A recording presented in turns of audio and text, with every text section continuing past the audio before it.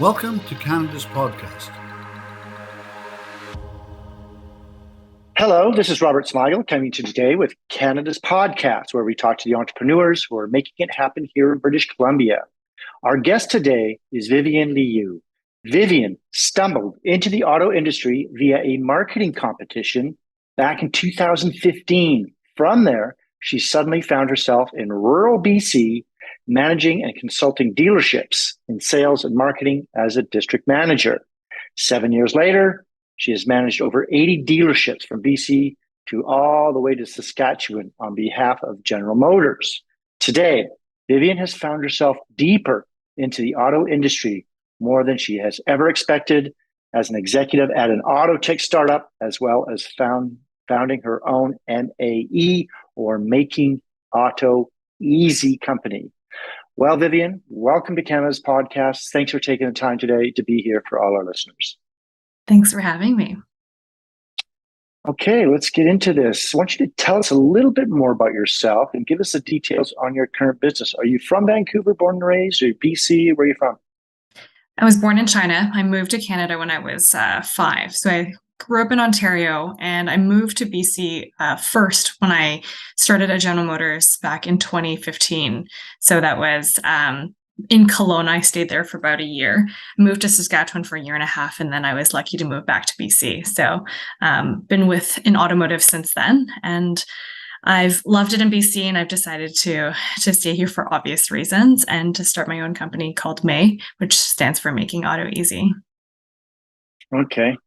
Now, you started this company. You've been in the business for quite some time, and you obviously love automobiles. Is your true passion just driving, or is it just the industry? What is it? What drives you to, so to speak, into this industry, and why do you like it so much? I think the auto industry is really fascinating. I think sometimes the cars generally we use to get us from A to B, but sometimes we forget that, a car is incredible technology, and it has changed so much in the last couple of years, and truly so with electric vehicles. So things are really going to change in the next couple of years, in the next 10 to 20 years. And I find that really interesting. And driving personally is incredibly fun. I've been lucky to drive a lot of really cool cars working for General Motors, so that only helps to fuel the passion. Yeah. Okay. Now, did you need financing to start your company, and how are you currently making money in the business now? Yeah, we're a really new startup. So right now we're still pre-revenue. So we're not charging for any of our services, but we've actually just launched our paid services in the last week or so. But right now, what we're doing is we're helping customers buy cars, or deciding which car to buy faster. And then we'll go into more concierge services where we help them understand all their options and guide them from the beginning of their purchase to the end. Okay, so you basically are kind of covering the pain points for women specifically, because as we know, women tend to go with a man traditionally to a car dealership because men typically may know a little bit more about cars. So this next question, I want you to talk to the general consumer. I want you to give me a key piece of knowledge or information about your industry that our listeners can learn from. Yeah, it's interesting that you say that. So back in the day, we know that men generally had their preferences for cars. They generally decided that, I was either a Ford, GM, or a Dodge guy. Those are the trucks that I was going to buy, and that you were loyal to it. What we found is that most people nowadays, men included, don't actually know as much about cars. And in the automotive industry, we have a lot of stats that float around. We know that 90% of women stated in a survey that they wouldn't go to a dealership without a man. And we also know that 85% of car purchases are influenced by women. And the crazy part is women actually purchase the majority of all cars, but yet 2/3 of them don't know where to start when it comes to actually buying one. But when it comes to the overall public, people generally, when they're shopping for cars, it takes them about 3 to 4 months, and they only consider 2 to 3 cars, and they only go to 1 to 2 dealerships. They really don't want to do a ton of shopping.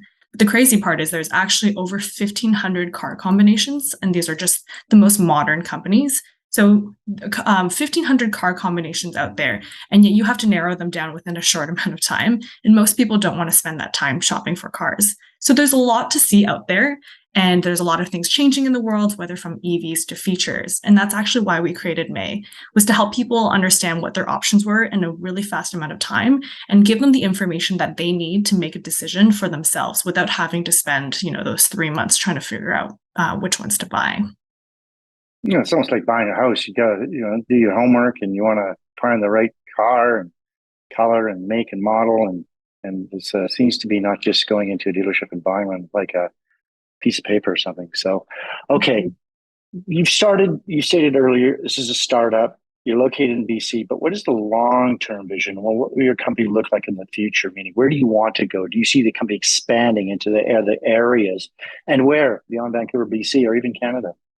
Yeah, the plan is to open up our service across Canada and into the US. We really want to build some sort of standard for car shopping online. There's a lot more resources and more companies that are out there that are offering an online digital solution for car buying. But a lot of those companies, they still focus on the very end of the journey, which is really where do I buy it? How do I get the best deal?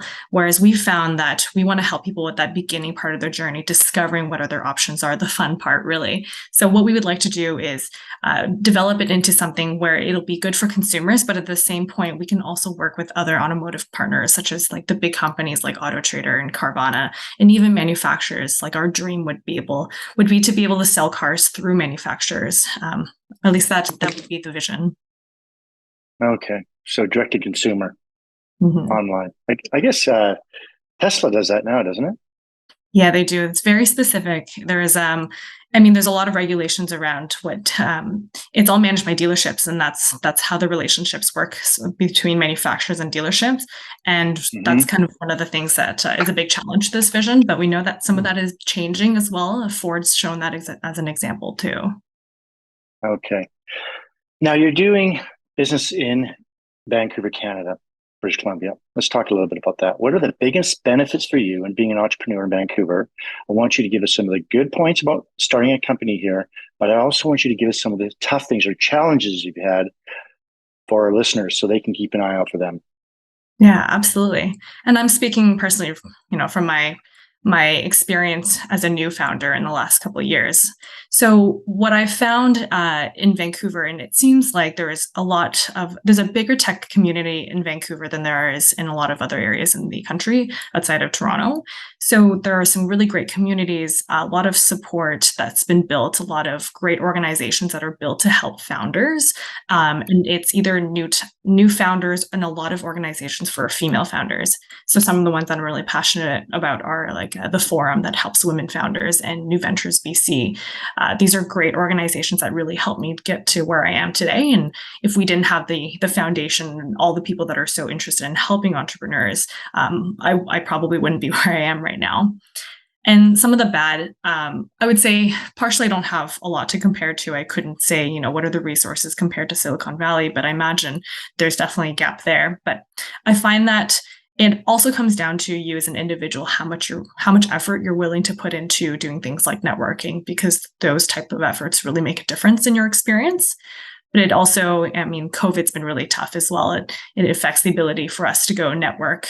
So for a lot of us, getting back into networking is really interesting, especially for a new time founder. A lot of people are very, very educated, very experienced. So it can be a little bit intimidating, but I think that just comes with time. Okay.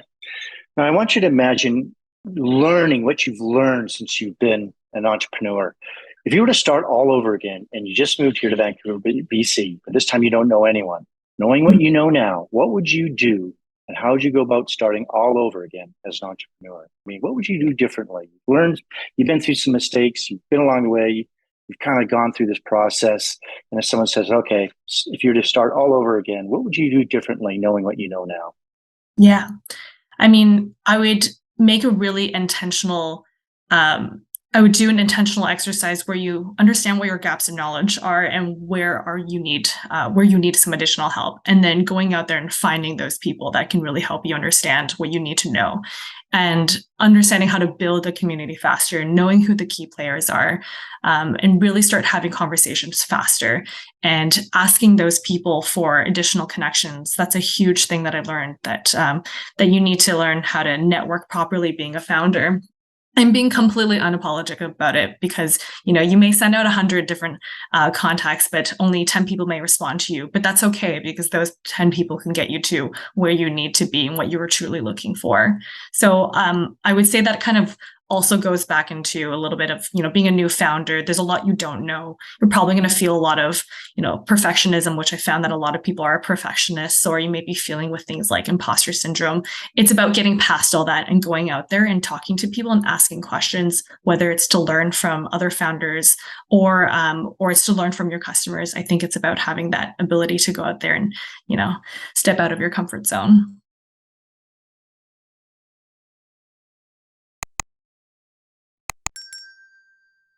Do you have a morning routine that helps you motivate you to start your day? Do you have a certain regiment of things that you do in the morning that kind of gets you going on the right track?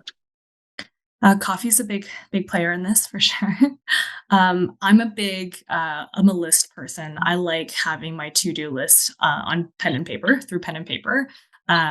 So I'm a little bit traditional in that sense. I think a lot of people have apps on their phones or, Google Docs, things like that help them. But starting, I head into my Mondays with a full list of information or tasks that I need to complete that's going to help me get to where I want to be. And then bringing those down on a daily basis in the morning is really what helps me set the tone of, what do I need to do and can I accomplish those things and what are my barriers to doing so? Do you think entrepreneurs have to be weird or unique in a positive way or wired differently? I wouldn't say that you necessarily need to be weird. Wired differently is an interesting one. I think it comes down to where your interests are. Some people don't. I think there are people that are truly meant to be entrepreneurs. They've shown actions or behaviors, growing up and what they've done through school and their extracurriculars. But I think for some people, they also just stumble on ideas through the experiences that they built, whether in their personal lives or in their work. A lot of really great ideas have just come from pain points that people experience, and they fully just stumble upon it. And I think it comes down to how much you're willing to, how interested you are in that problem, and how willing you are to try to go solve it. So I think it's something that you truly can develop. Okay, you mentioned earlier that research is big key, but let's talk about your reading habits. What books are you reading now and why, or even audiobooks? And can you recommend any books for our listeners who are also entrepreneurs? Yeah. I'm more of an audiobook person and I come from the marketing side. So I think one of the really great books that I read recently was called Obviously Awesome. It's a book about product positioning and how to position your brand and your product in a way that people are going to be really interested and want to buy it. And that's a book by April Dunford. And another one that I found was really helpful when I was at the beginning of my journey, of not knowing how to validate my idea, or if I find that there's a lot of people who want to be entrepreneurial but feel like they don't have the idea. There's a great book called Side Hustle by Chris Guillebeau, I believe, and it's about coming up with different ideas in a matter of a month that you can really action on. So I think those are really great for new founders. But some other resources, being in Vancouver specifically, that really helped me as a founder to understand the landscape in Vancouver and what the startup environment looked like and who were the players. I think vantechjournal.com was a really great one for me. Okay, good. Any online or offline tools you use on a daily basis? Yeah, I mean, I think for most people, like Slack or Notion are really great. Notion is great for project management, for note taking. That's been a good one for me. Networking, like I mentioned earlier, LinkedIn is so great. I think really investing time to use their search engine to find the people that you need to talk to has been really helpful. And I've met so many people, and I would have never been able to talk to them otherwise.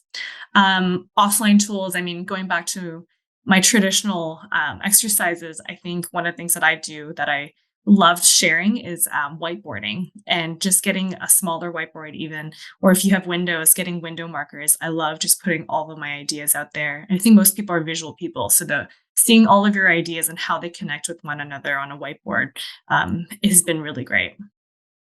Okay, let's talk a little bit about British Columbia and working there. How do you balance work and how do you relax? Not think about work. Being that you're an entrepreneur, you work all the time. Do you have other activities that kind of takes you away from that, where you can think about, contemplate your business, just kind of get out there? Do you ski? Do you bike, kayak, golf, hike, or something over a drive?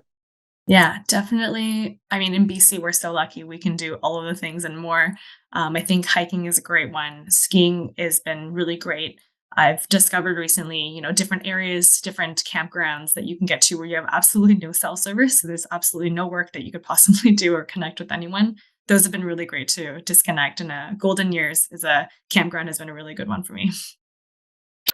Okay, let's talk a bit about potential jobs and things like that. What kind of a job would you not like to do?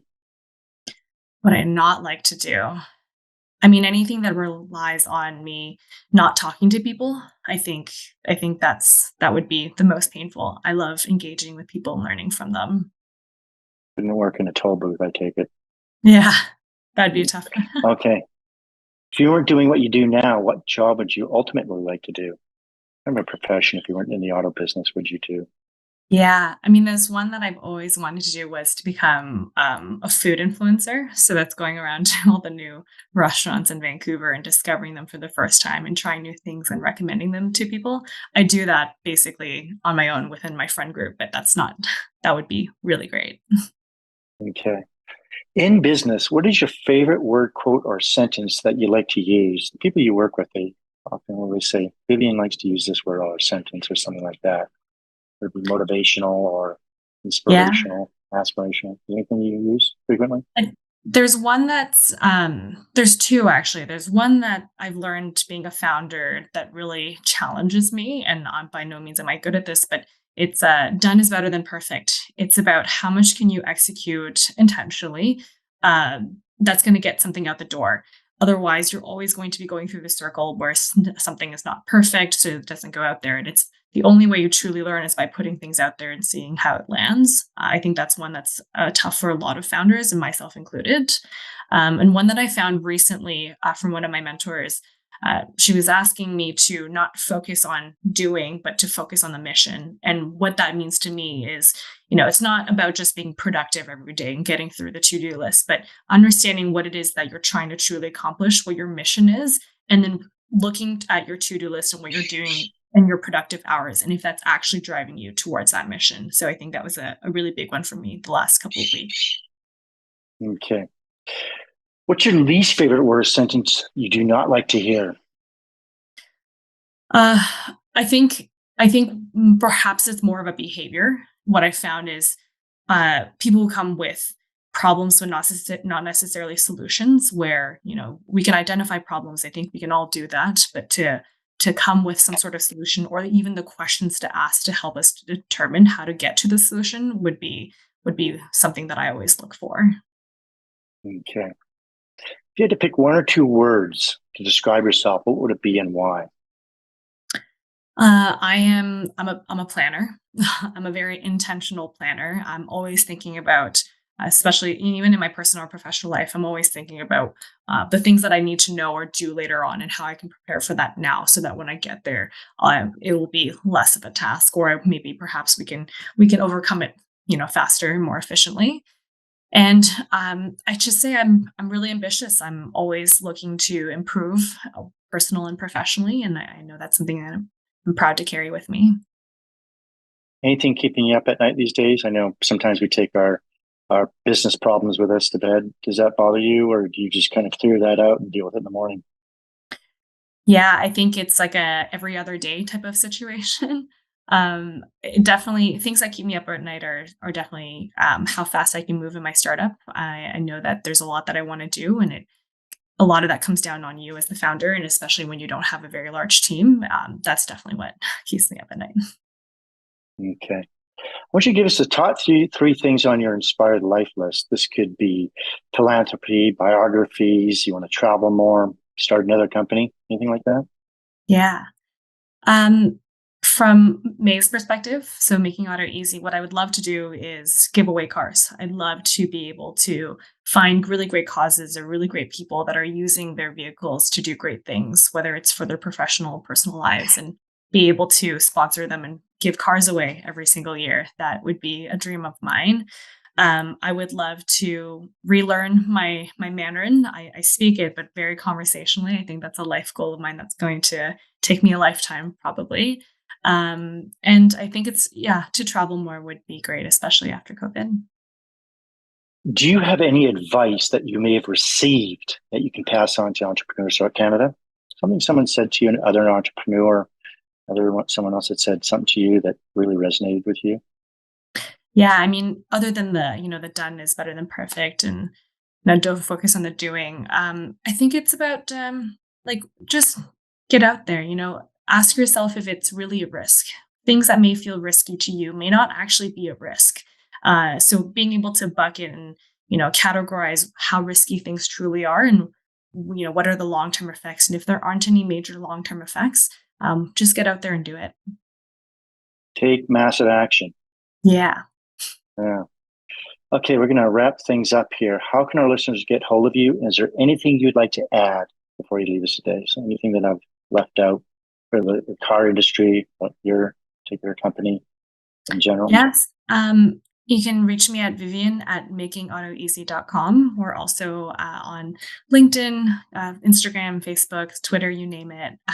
We just rebranded our website.